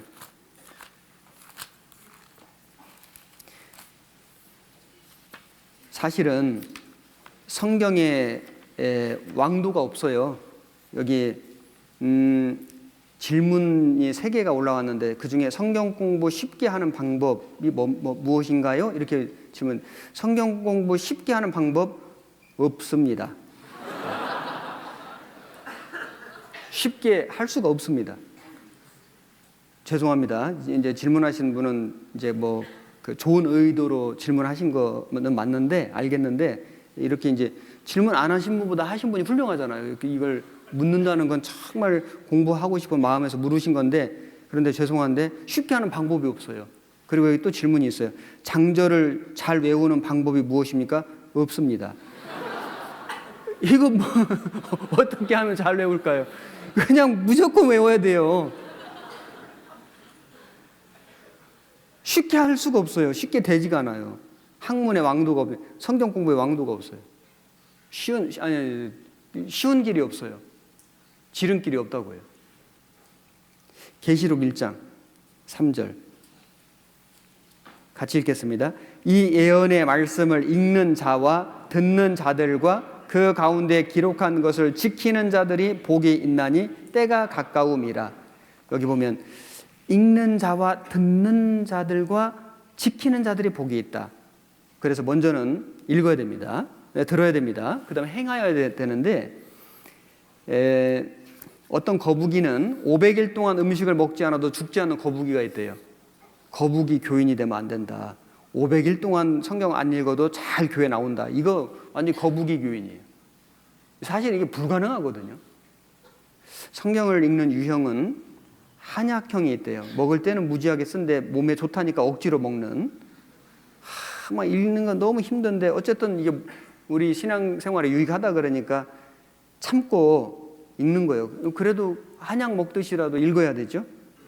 현미밥형이 있다는데 맛은 없지만 참고 먹음. 이것도 마찬가지인데 처음에는 맛이 없어도 현미도요. 처음엔 맛이 없어요. 그런데 계속 현미를 먹어보면 현미 맛을 느끼게 돼요. 익숙해져요. 성경도 마찬가지입니다. 아이스크림형이 있대요. 달콤하게 읽음. 근데 처음부터 이렇게 되지가 않아요. 한약 먹듯이 현미밥을 먹듯이 점점 나중에는 달콤하게 읽어진다. 처음부터 그런 게 아니에요. 그래서 말씀을 읽어야 되는데 말씀을 읽는 방법 정기적으로 읽어야 된다. 그래서 일용할 양식이잖아요. 일용할 양식. 만나는 매일 아침에 주신 거예요. 다음 날 되면은 썩어서 먹을 수가 없는 거예요. 그래서 매일 읽어야 된다. 매일. 여러분 성경 읽기표 있잖아요. 요즘에는 종이로 된 거 말고도 여기 우리 스마트폰 어플에 성경 읽기표 있잖아요. 그걸 매일매일 체크해서 1년에 기본 1독. 우리 천안교회 지난주에 임원 수련회를 했는데 임원들이 우리 청년 임원들이 그랬구나. 청년 임원들이 청년들 모든 청년 1독 기본 1독 임원들은 청년 임원들은 2독 회장단은 3독. 그래서 내가 그 말 듣고 전도인은 그럼 한 5독 해야 되겠네. 근데 마음 좋죠, 그죠? 우리 우리 교회도 모든 성도 1독 기본 임원들 2독 하기로 다 막 결의했어요. 여러분 그렇게 하려면은 성경을 하루에 3장에서 4장씩을 꼬박꼬박 읽어야 되는데 이독하는 방법이요. 처음부터 끝까지 한번 읽고 다시 또 끝까지 읽는 방법도 있지만 이런 방법도 있어요. 요한계시록 1, 2, 3, 4장을 2번 읽는 거예요. 한 번 읽고 한 번 더 읽어요. 그러면 한 번을 읽으면 2번 읽는 셈이 되죠. 그렇게 읽는 방법도 있어요. 어떤 분은 성경을 1년에 5독도 하고 10독도 하는데 같은 장을 5번 읽어요. 그러면 더 깊이 묵상이 되겠죠. 어쨌든 그건 뭐 개인별로 차이가 있다고 생각하는데 어쨌든 성경 기본 1독을 해야 한다. 규칙적으로 읽어야 한다. 시간을 투자해야 한다. 몸과 마음이 피곤하지 않은 시간을 할애해야 한다. 자기 할 일 다 해놓고 완전히 지치고 피곤한데 그제서야 성경 읽어야지 이러면 성경이 안 읽어지죠. 피곤하지 않은 몸과 마음이 피곤하지 않은 시간을 할애해야 한다. 그리고 여건이 허락되면 큰 소리를 읽는다. 가능하면 좀 이렇게 소리내서 읽는 것도 도움이 될 거예요. 문맥을 살피고 읽는다. 그냥 무조건 읽는 게 아니고 문맥을 살피고 뜻을 생각하면서 읽는다. 신구약을 골고루 읽는다. 먼저 신약을 읽는다. 성경을 깨끗하게 보존하려 하지 말고 색칠과 메모하면서 읽는다. 메모도 하고 색칠도 하고. 괜찮아요. 하나님이 야, 내 책이 왜 이렇게 낙서하냐 이렇게 하나님 뭐라 안 하시죠? 아니, 성경 여기 여백 성경 이런 거 있잖아요. 여백 성경에다가 저도 여기 여백에 일부러 여백 성경을 저는 바꾸면서 이거 바꿨는데 여기에다가 정말 필요한 말씀들을 계속 이렇게 메모하면 나중에 읽으면서 계속 그 말씀들이 묵상되거든요. 중요한 말씀은 암송한다. 어려운 말씀은 일단은 넘어간다. 왜냐하면 그거에 붙잡혀 있으면 진도가 안 나가잖아요. 그리고 질문한다. 질문하면 돼요. 궁금한 것이 있으면 해결하고 넘어가면 되죠. 성경 66권의 목차를 외운다. 순서를 좀 외운다. 복음 구절을 암송한다. 전도할 때 큰 힘이 됩니다. 성경을 읽는 유형을 누가 자동차로 비유해서 말했는데 정속 주행 꾸준하게 지금 잘 읽고 있어요. 그 어플에 보면은 몇 퍼센트가 읽어지고 있다는 게 다 표시되죠. 정속 주행, 정차, 차 세워놓고 지금 안 움직이고 있어요. 주차 계속 주차돼 있어요. 딱지 뗐어요. 견인 차가 없어졌어. 성경이 사라졌어요. 어디 있는지 몰라. 빨리 가서 찾아와야 되죠.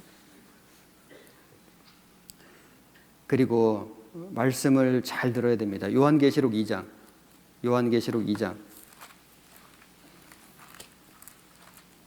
7절 귀 있는 자는 성령이 교회들에게 하시는 말씀을 들을지어다. 그리고 11절 귀 있는 자는 성령이 교회들에게 하시는 말씀을 들을지어다. 17절도 귀 있는 자는 성령이 교회들에게 하시는 말씀을 들을지어다. 29절, 3장 6절, 13절, 3장 22절 계속 같은 말씀이 반복돼요. 7교회 아시죠? 이 계시록에 나오는 7교회는 당시에 있었던 교회이기도 하고 시대적인 교회이기도 하고 그리고 지금 우리들의 신앙적인 모습을 나타내는 교훈도 주셔요. 그런데 공통점이 뭐냐면은 귀 있는 자는 성령이 교회들에게 하시는 말씀을 들을지어다. 이 육신의 귀만 아니라 하나님 말씀을 듣고 깨닫는 귀, 영적인 귀요. 성령이 누구에게 말씀을 주셨어요? 교회들에게 하시는 말씀을 들을지어다. 교회를 통해서 주시는 말씀. 성령이 지금 무슨 환상을 통해서 무슨 계시를 통해서 우리에게 말씀을 주시는 게 아니고 교회를 통해서 말씀을 주시는 거예요. 여러분,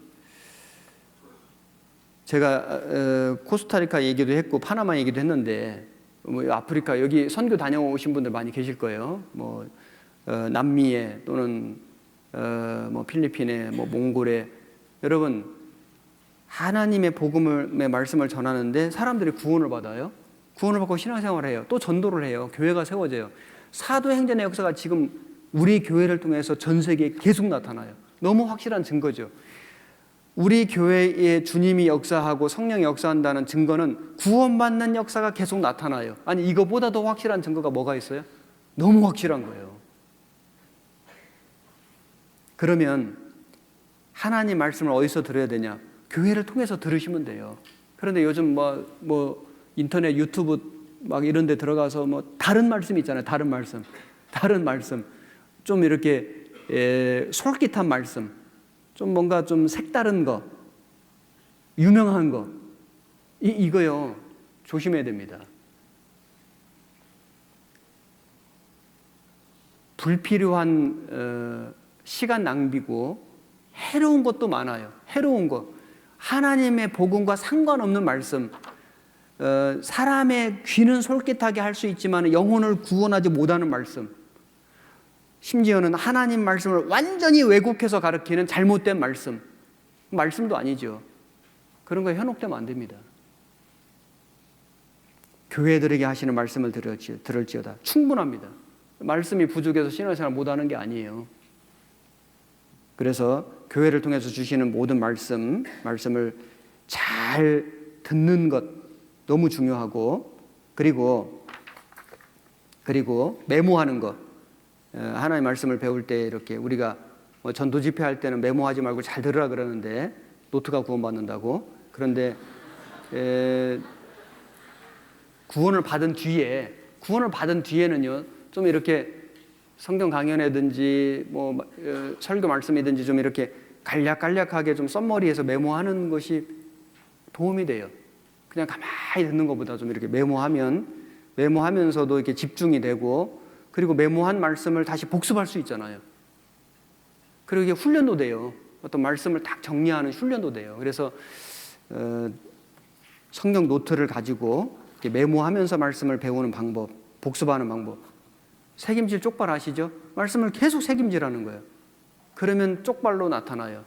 새김질과 쪽발을 동시에 하는 짐승이 정결한 짐승인 거 아시죠? 말씀은 너무 잘 듣는데 세상과 구별이 안 돼요. 그건 뭔가 잘못됐어요. 세상하고 구별은 딱 돼서 교회 안에 사는데 말씀을 멀리해요. 이것도 정상이 아니에요.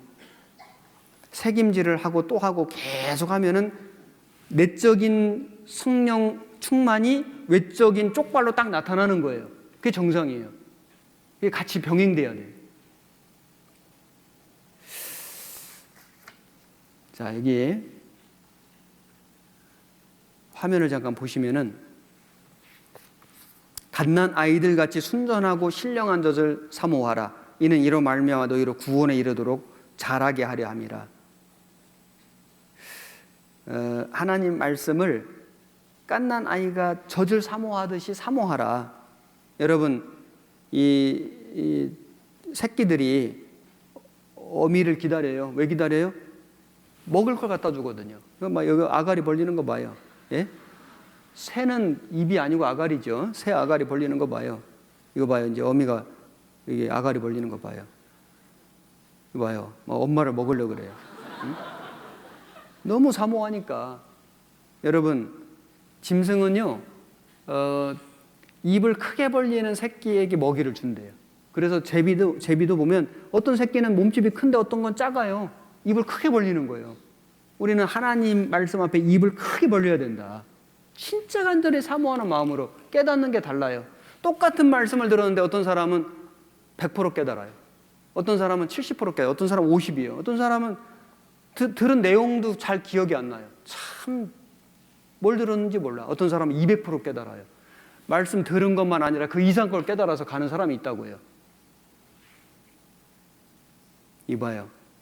여러분, 짐승들 길러본 분들은 짐승이 언제 예쁘냐면은 밥 잘 먹을 때, 예? 젖 잘 빨아먹을 때, 그렇게 예쁘고 귀여운 거예요. 이거 돼지지만 얼마나 예뻐요. 이거 봐요. 예? 엄마 개는 안 먹어도 배불러. 얼마나 이 새끼들이 밥 먹는 거를 흐뭇해하는 거 봐요. 우리가 하나님의 말씀을 정말 간절히 사모하는 마음으로 말씀을 배운다면 하나님 얼마나 흐뭇하시겠어요. 나무는 물을 먹고 소는 풀을 먹듯 크리스찬은 말씀을 먹고 살아야 한다. 그러다고 여기 성경책까지 먹어버리면 안 되죠. 후탁성도 주일이네. 두리번 왜 그래요? 아니, 일주일 내내 쳐다보질 않았어요. 먼지가 가득 쌓였어요. 후탁성도가 되지 맙시다. 봐요. 이거 어떤 목사님 성경책인데 내가 너무 신기해서 사진 찍어놨어요. 목사님, 이거 읽어져요? 잘 읽어진대요. 이거 봐요. 야, 참 그래요.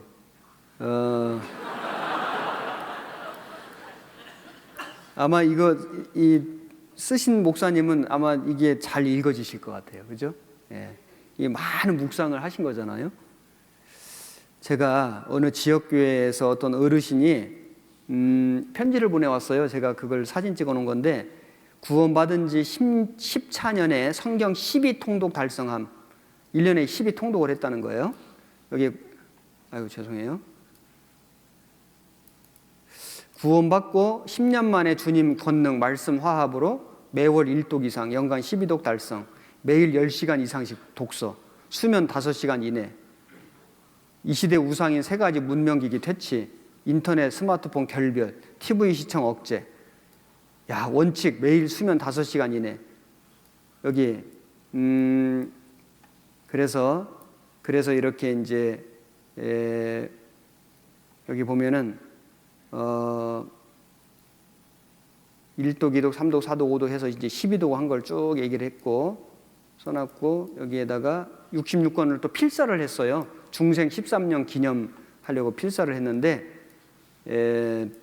필사를 해가지고 여기 보면은 필사 기간, 소요일수 52일, 121일 뭐 쭉 해가지고 소요 펜수, 펜이 몇 개 들었는지까지 표시를 해놓으셨는데, 그래서 2년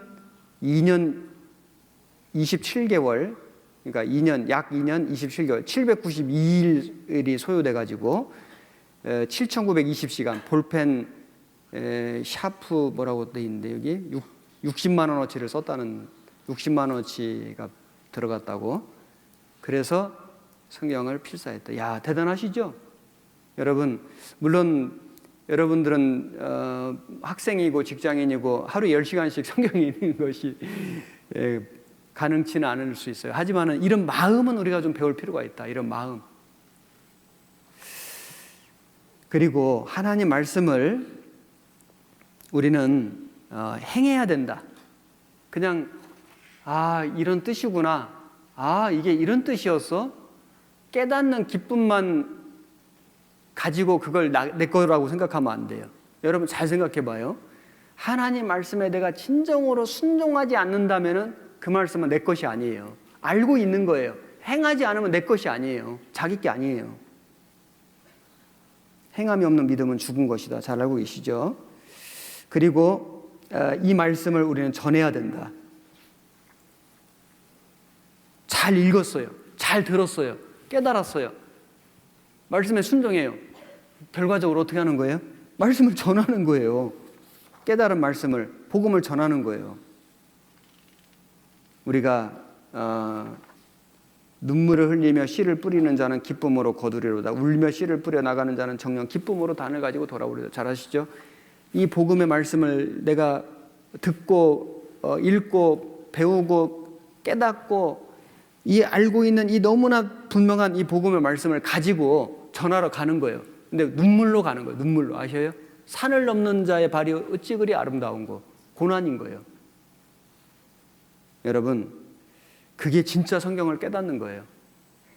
그냥 머리로, 지식으로 저 말씀 내가 알고 있는 말씀이고 내가 들은 말씀이고 그게 전부가 아니고, 그 말씀을 눈물을 흘리며 산을 넘는 자의 발, 고난과 함께 눈물과 함께 전하는 것이 진짜 성경을 아는 것이다.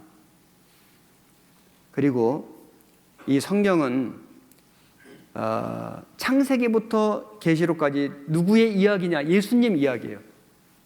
모든 성경은 예수님을 증거하고 있다. 예수님을 의미하고 있다. 여기 이 영상 하나 같이 보겠습니다.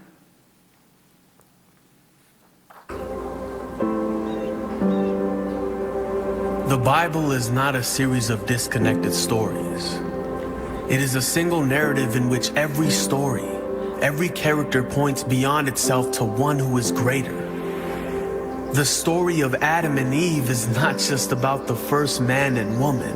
There is a true and better Adam who passed the test in the garden and whose obedience is ascribed to us.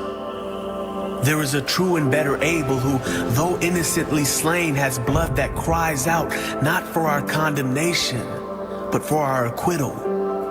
There is a true and better Abraham who answered the call of God to leave all the comfortable and familiar and go out into the void to create a new people of God.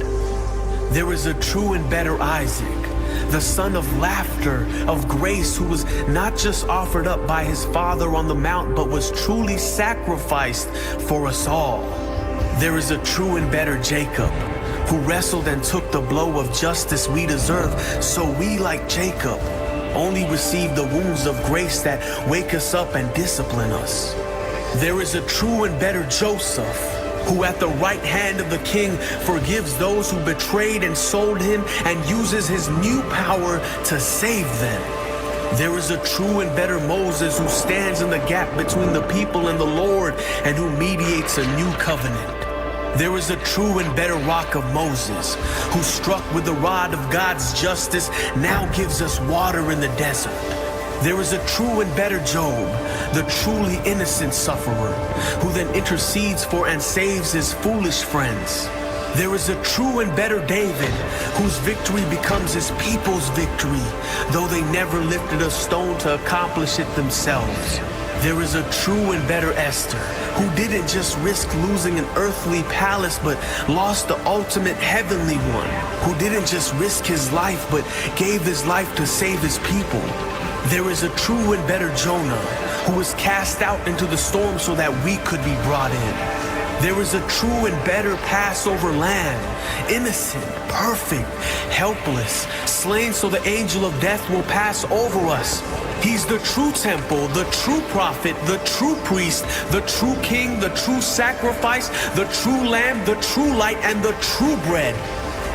The Bible is not a series of disconnected stories. It is a single narrative that points to one person, Jesus. 여러분, 성경은 한 분을 증거하고 있죠. 예수님. 구약은 예수님을 약속했고, 그 약속하신 예수님이 오셨고, 그 예수님이 하신 모든 말씀, 약속들이 신약이에요. 성경은 예수님의 이야기죠. 성경에 나오는 모든 인물들은 다 예수님을 증거하는 거예요. 아담, 아벨, 아브라함, 이삭, 야곱, 요셉 다 예수님의 모형이 되고 예수님을 증거하는 거예요. 그리고 결국 그 예수님 오신 거예요. 그 예수님은 우리의 구주가 되셨어요. 나의 주인이 되셨어요. 그 예수님 우리가 알아가야 되지 않아요? 그 예수님과 동행하고 그 예수님의 뜻을 깨닫고 그 예수님의 일을 하고 그러다 예수님을 만나는 거예요. 성경을 모르고는 불가능해요. 성경을 통해서 예수님을 계속 만나는 거예요. 성경을 통해서 예수님을 배워요. 성경 통해서 예수님을 닮아가요. 성경 통해서 예수님의 일을 해요. 성경 없이는 아무것도 할 수 없어요. 구원도 받을 수 없고 신앙이 성장되지도 않고 열매도 없고 사명감도 없고 하나님과 상관없이 살아요. 성경 없이는 아무것도 할 수 없어요. 성경 있으면 모든 걸 할 수 있어요. 그런데 오늘날 성경 공부에 방해가 되는 것들이 많이 있어요. 제가 3가지만 얘기해 볼게요. 성경 공부에 방해가 되는 3가지. 첫째, 스마트폰. 둘째, 게으름. 셋째, 세상 죄. 이걸 한번 생각해 봅시다. 성경 공부 하기 싫은 사람 거의 없어요. 구원받은 사람이라면 성경 읽고 싶어요. 성경 배우고 싶어요. 알고 싶어요. 맞아요. 그 마음이 있어요. 그런데 그 마음을 방해하는, 회방하는 적들이 있어요. 가장 큰 적 3가지. 스마트폰, 게으름, 죄. 스마트폰은 지금 모든 사람들에게 사실 문제입니다. 이 스마트폰 때문에 구원 못 받는 사람도 있어요. 스마트폰 때문에 신앙생활 못 하는 사람도 있어요. 스마트폰 때문에 성경을 못 읽어요.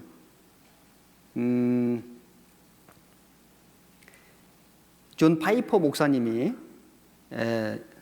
설교하신 내용 중에 이런 내용이 있어요. 한번 들어보시죠. This is an iPhone, and so you can do anything with this. And then you got the iPad, which is even cooler, right? And then you've got your computer, which has access to 10 million interesting things at any moment. So this is the new challenge. I don't think it's qualitatively different. It's just entertainment and prevalent and video different and therefore seems to be worse. That is the temptation to be distracted is harder probably to resist today than ever. Maybe you're wrong about that, but it's hard. So here's what he said. Brethren, if you are ever so much taken up with any enjoyment that it takes away your love for prayer or for your Bible, then you are abusing this world. Oh, sit loose to this world's joy. The time is short. I stood by the side of a dying man last week, was it week before, when Bob passed away at age 50. And then I went 2 hours after he had died and stood by him again. I just thought, he didn't care about this anymore. He really did not care at all how cool this is in those last days. The fog had blown totally away. His priorities were totally different. And preach to yourself, reason with yourself about these things. The fascination we have with the newness of these things and what there is to find out there can be so undoing to our affections for Christ and our devotion to prayer and His Word. 자, 여러분, 스마트폰, 컴퓨터, 인터넷 우리 생활에 필수적인 것들인 건 맞아요. 그걸 무조건 하지 말자는 건 아니에요. 그런데 우리가 이것들을 도구로 사용할 수 있어야 되지 우리가 그것들의 도구가 돼서는 안 되잖아요. 여러분이 도무지 나는 이 스마트폰이 절제가 안 된다. 이것 때문에 신앙생활이 안 된다. 이것 때문에 내가 성경을 읽을 수가 없다. 그러면 저는 스마트폰을 폴더폰이나 뭐 인터넷이 안 되는 뭐 이런 걸로 한번 바꿔보는 것을 권장하고 싶어요. 안 된다면, 절제가 안 된다면은 없애는 거예요. 뭐 통화만 할 수 있으면 되잖아요. 안 되면 그렇게 하라는 거예요. 안 되면. 그게 내가 절제가 안 된다면 1년간이라도 6개월이라도 한번 해보라는 거예요. 절제해야 된다. 규칙을 정해야 된다. 뭐 사용 시간을 제한한다. 기타 등등. 여러분 이것이 내가 성경을 읽는데 또 신앙생활 하는 데 절대적인 문제가 되고 해방이 된다. 이걸 절제해야 됩니다. 이걸 해결하지 않고는 아마 어떤 삶의 변화가 없을 거예요. 성경 공부 방법을 아무리 배워도 이게 여기서 이 절제가 안 되면은 아무 소용이 없어요. 그 다음에 게으른 사람은 아무것도 할 수 없어요. 좀 더 자자, 좀 더 졸자, 손을 모고 좀 더 눕자 하니 네 빈궁이 강도같이 오며 네 곰핍이 군사같이 이르리라. 잠언 24장 말씀 아시죠? 좀 더 자자, 졸자, 눕자 하니 빈궁이 강도같이 오며. 강도는요 와서 다 뺏어가는 거예요. 좋은 걸 다 뺏어가요. 게으른 사람은 다 뺏겨요. 곰핍이 군사는 와서 죽이는 거예요. 좋은 걸 다 죽여요. 게으른 사람은 다 뺏겨요. 좋은 것이 다 사라져요. 영성이 사라져요. 열정이 사라져요. 사명감이 사라져요. 살았으나 죽은 자처럼 돼요. 그리고 세상의 죄요. 죄를 가까이 하는 사람은 성경이 멀어진다. 당연해요. 여러분 남모르게 은밀하게 형제자매 모르게 죄를 짓고 있어요. 양심에 걸려요. 성경이 안 읽어져요. 성경이 멀어져요. 성경이 멀어진다고. 멀어져요. 양심에 찔려서 볼 수가 없어요. 성경이 멀어지면 죄가 가까이 다가와요. 그러면 성경을 가까이 하면 죄가 멀어져요. 맞아요. 마귀는 온갖 덫을 놓고 있다. 이거 보세요. 이게 덫이에요. 짐승 잡는 덫, 쥐덫. 딱 딱 걸리면요, 쥐가 꼼짝도 못해요. 이거 봐요. 쥐덫에 걸린 거예요. 꼼짝도 못해요. 도망 못 가요. 상자 안에 짐승이 좋아하는 먹이를 두고 짐승의 먹이를 건드리면 문이 닫힌다. 또 당기면 조여질 수 있도록 고리를 만든 뒤 나무에 묶는다. 짐승이 지나가다가 다리가 올무에 걸린다. 발을 빼려고 잡아당길수록 매듭이 조여져서 빠지지 않는다. 딱 걸렸죠? 못 빠져나와요. 이봐요. 덫에 딱 걸린 거예요. 아무리 큰 짐승도 덫에 걸리면 뭐 꼼짝도 못해요. 도망 못 가. 물살이 들어가는 쪽을 입구로 통발을 놓는다. 물고기가 입구로 들어가면 물살 때문에 입구로 다시 나오기가 어렵다. 한 번 들어가면 못 빠져나와요. 이게 덫이라고요. 그런데 짐승 덫만 있는 게 아니에요. 마귀가 놓는 덫이 있어요. 온갖 종류의 덫이 있어요. 죄의 덫이요. 죄로 유혹을 하는 거예요. 한 번 빠지면 못 나와요. 꼼짝을 못 해. 동물이 빠져나오지 못할 정도의 깊이로 구덩이를 판다. 나뭇가지나 풀을 이용하여 위를 덮고 깨어낼 먹이를 놓아둔다. 동물이 지나가다 덮개를 밟으면 성공. 못 나와요. 못 나와. 짐승이 벼락틀 아래에 있는 먹이를 먹다가 받침대를 건드리면 무거운 틀이 무너진다. 이게 다 덫이에요. 많은 종류의 덫이 있죠. 그런데 사단 마귀가 놓는 덫, 돈을 쫓아가요. 돈에 딱 붙잡히면은 꼼짝 못해. 성적인 거에 딱 붙잡히면은 꼼짝 못해. 스마트폰, 인터넷에 딱 붙잡히면은 꼼짝 못해. 이게 덫이에요. 스마트폰의 덫, 이 성적인 덫, 돈의 덫에 걸려서 딱 잡히면은 이제 아무것도 할 수 없는 거예요. 사단 마귀가 온갖 종류의 덫을 놓고 있잖아요. 여러분, 성경 공부하는 방법을 잘 배우는 것도 필요해요. 그런데 이 덫을 끊어내는 것, 덫에 걸리지 않는 것, 덫을 조심하는 것, 이게 사실은 먼저예요. 그리고 사단 마귀는 사람을 유혹할 때 이렇게 한대요. 주로 쓰는 말, 누구나 다 하는 일이다. 너만 하는 거 아니야. 남들도 다 해. 그리고 이 정도는 괜찮아. 이 정도는 괜찮아. 그리고 딱 한 번만 해봐. 딱 한 번만. 넌 내 거야. 이렇게 된다는 거예요. 이 마귀의 유혹에 넘어가면 안 되죠. 많은 사람이 마귀 유혹에 넘어갑니다. 여러분, 우리가 이 사단 마귀의 유혹을 이기기 위해서 어떻게 해야 되냐. 디모데후서 2장 찾아봅시다. 디모데후서 2장 22절.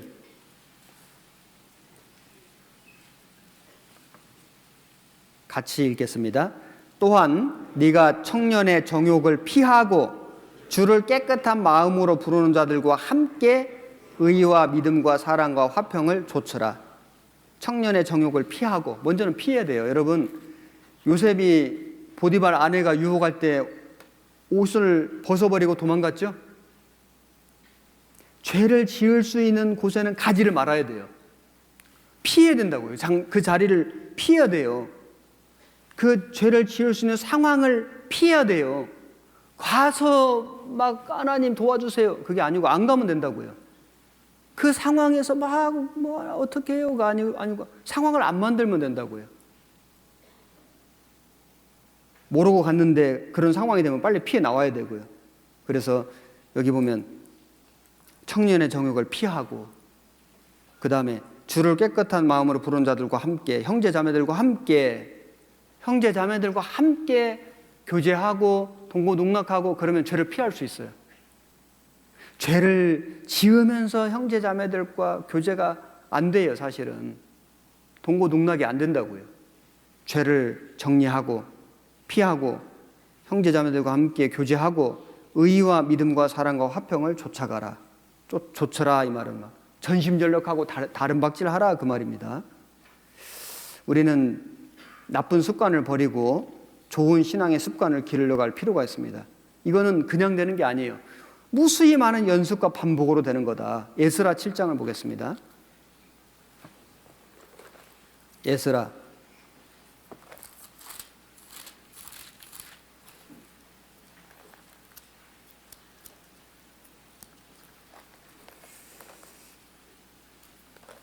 7장 6절. 이 에스라가 바벨론에서 올라왔으니 저는 이스라엘 하나님 여호와께서 주신 바 모세의 율법에 익숙한 학사로서 그 하나님 여호와의 도우심을 입음으로 왕에게 구하는 것은 다 받는 자더니, 이 에스라가 모세의 율법에 익숙한 학사로서 어떻게 에스라는 모세의 율법에 익숙해질 수 있었을까요? 계속 반복적으로 공부하고 연구한 거예요. 여러분, 익숙하려면 계속 반복적으로 해야만 익숙해지는 거예요. 12절, 모든 왕의 왕 아닥사스다는 하늘의 하나님의 율법에 완전한 학사 겸 제사장 에스라에게 조서하노니, 여기 완전한 학사 겸 제사장 에스라에게 하나님 율법에 완전했다고 되어 있어요. 얼마나 많은 말씀을 알고 있는지 에스라는. 우리가 이 하나님의 말씀을 우리가 익숙하게 알아야 되겠다. 익숙하게. 여러분, 다윗이 골리앗과 전쟁할 때 물맷돌 갖고 나갔는데, 그러면 다윗은 물맷돌을 처음 사용했냐? 아니에요. 수없이 자기 양 지킬 때 물맷돌을 사용해서 짐승들을 물리친 거예요. 그래서 이 물맷돌을 가지고 시냇가에 가서 돌을 5개를 골라서 주머니에 넣고 갔어요. 쓰기는 하나만 썼어요. 많은 걸 준비했어요. 여러분, 우리가 하나님의 말씀에 익숙하기 위해서는 얼마나 이 말씀을 가지고 붙들고 살아야 되지 않겠어요? 그냥 익숙해지는 게 아니에요. 어떤 사람은 스마트폰에 너무 익숙해. 안 보고도 해, 막. 얼마나 잘하는지 몰라. 잘하는 게 나쁘다 그 말이 아니고, 그만큼 하나님 말씀에 창념하고 하나님 말씀을 연구해봤냐 이 말이에요. 익숙해야 된다. 하나님 말씀 공부하는 건 너무나 익숙하지 않고, 스마트폰 하는 건 너무 익숙하고, 그건 올바르지 않아요. 공부하는 일에도, 또는 뭐 어떤 직장 생활하는 일에도 컴퓨터가 필요하고 인터넷이 필요하고 스마트폰이 필요해요. 아니, 신앙생활에도 스마트폰이 필요해요. 그렇게 활용하는 것이 나쁘다는 말이 아니에요. 그것 때문에 하나님 말씀을 읽을 시간이 없고 하나님 말씀에 창념이 안 되고 익숙하지가 않다면 그건 문제잖아요. 10절, 7장 10절 같이 읽겠습니다. 에스라가 여호와의 율법을 연구하여 준행하며 율례와 규례를 이스라엘에게 가르치기로 결심하였었더라. 여러분, 이 결심을 해야 돼요. 이번 동계 수련회 오셔서 특별히 이번에 또 이 테마 말씀 이거 들었잖아요. 여러분들 마음속에 내가 진짜 이 하나님 말씀을 연구하고 하나님 말씀대로 살고 가르치기로, 이 말씀을 가르치고 전하기로 결심해 보세요. 결심해 보세요. 결심이 중요해요. 마음에 결단을 내려야 돼요. 내가 올해는 1독, 내가 올해는 2독 연구해보자, 한번 공부해보자, 전해보자. 여러분, 구원받은 그리스도인은요, 언제 마음이 뜨거워지냐? 하나님 말씀 들을 때, 하나님 말씀 읽을 때. 언제 감동되냐? 말씀 들을 때, 말씀 읽을 때, 말씀으로 교제할 때 마음이 뜨거워지고 감동이 되고 교제가 회복돼요. 신앙이 회복돼요. 말씀 외에 다른 방법이 없어요. 물론 운동도 하고요, 뭐 같이 맛집도 가고 뭐 괜찮아요. 그것도 필요해요. 하지만 그것으로 마음이 뜨거워지고 신앙이 회복되는 거 아니에요. 마음이 뜨거워지고 신앙이 회복되는 유일한 방법은 성경 말씀이에요. 누가복음 24장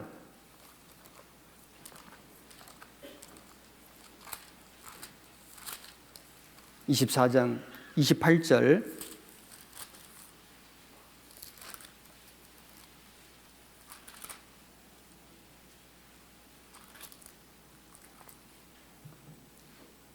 저희의 가는 촌에 가까이 가매 예수는 더 가려 하는 것 같이 하시니 저희가 강권하여 가로되 우리와 함께 유하사이다. 때가 저물어가고 날이 이미 기울었나이다 하니 이에 저희가 함께 유하러 들어가시니라. 저희와 함께 음식 잡수실 때 떡을 가지사 축사하시고 떼어 저희에게 주심에 저희 눈이 밝아져 그인 줄 알아보더니 예수는 저희에게 보이지 아니하시는지라.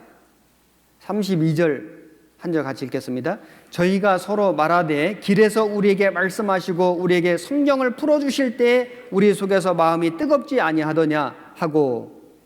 여러분, 이 엠마오로 돌아가던 두 제자가 이제 예수님을 만났고 예수님이 선지자의 글을 시작하여 모든 성경에 선바 자기에 관한 것을 자세히 설명하시니라. 27절에 보면 성경을 쭉 풀어주신 거죠. 풀어주시고 그리고 더 가려하는 것 같이 하시니, 왜 예수님이 더 가려하는 것 같이 하셨을까요? 그들이 어떻게 반응하는지를 보신 거예요. 그런데 그들이 강권하여 가로되 우리와 함께 유하사이다. 강권하여 가로되, 정말 예수님을 간절히 찾는 사람, 예수님을 붙드는 사람에게 예수님은 붙잡히시는 거예요.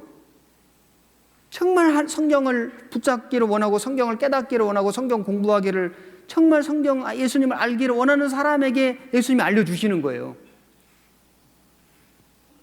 그래서 그들이 나중에 말하기를, 길에서 우리에게 말씀하시고 우리에게 성경 풀어주실 때 우리 속에서 마음이 뜨겁지 아니하더냐. 여러분, 구원받은 그리스도인들은 언제 마음이 뜨거워지냐? 하나님 말씀 들을 때, 하나님 말씀을 읽을 때, 하나님 말씀이 깨달아질 때, 하나님 말씀으로 교제할 때, 그때 마음이 뜨거워져요. 진짜예요. 열정이 생기는 거예요. 열심이 생기는 거예요. 해보자, 살아보자, 결단이 되는 거예요.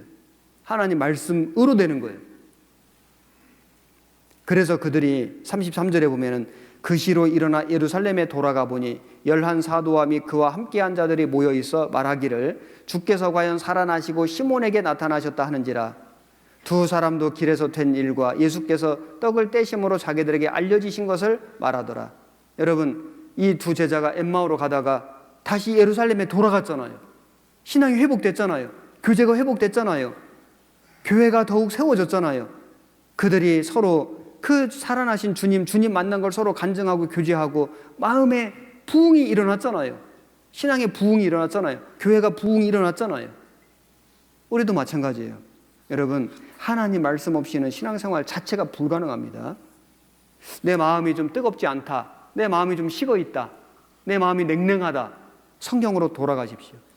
다시 하나님 말씀으로 다시 시작하십시오. 처음 사랑을 회복하십시오. 그리고 성경을 붙들고 살아봐요. 성경을 정말 내 육신의 양식처럼 한번 생각하고 사랑하고 사모하고 간절한 마음으로 읽어봐요. 들어봐요. 그러면 마음이 뜨거워집니다. 그렇게 돼 있습니다. 법칙입니다. 아유, 목사님 저는 안 되는데. 아니에요. 예외가 없어요. 법칙이에요. 음식 먹으면요 배가 불러와요. 이게 법칙이에요. 음식을 먹으면 힘이 생겨요. 그 법칙이에요. 하나님 말씀의 음식이에요. 영의 음식이에요. 먹으면 배가 불러요. 힘이 생겨요. 그래서 이번에 동계 수련회 오신 여러분들, 오늘 제가 성경의 중요성과 성경 공부 방법에 대해서 좀 말씀드렸는데, 여기 오신 분들은 정말 성경을 공부하고 싶은 마음이 있어서 오신 분들이에요. 좋은 마음이죠. 그래서 성경이 얼마나 중요한지 한번 생각해보고, 정말 이 사람마다 방법은 물론 제가 오늘 다 말씀드린 건 아니에요. 여러 가지 다양한 방법들이 있는데 중요한 거는 결심, 정말 결심. 그 다음에 성경 공부를 방해하는 것들을 정리하는 거. 이게 우선순위예요. 성경 공부를 방해하는, 신앙생활을 방해하는 것들을 정리하기, 절제하기, 규칙을 세우기, 그리고 마음에 결심하기, 시작하기 해보셔요. 아시겠죠? 기도하겠습니다.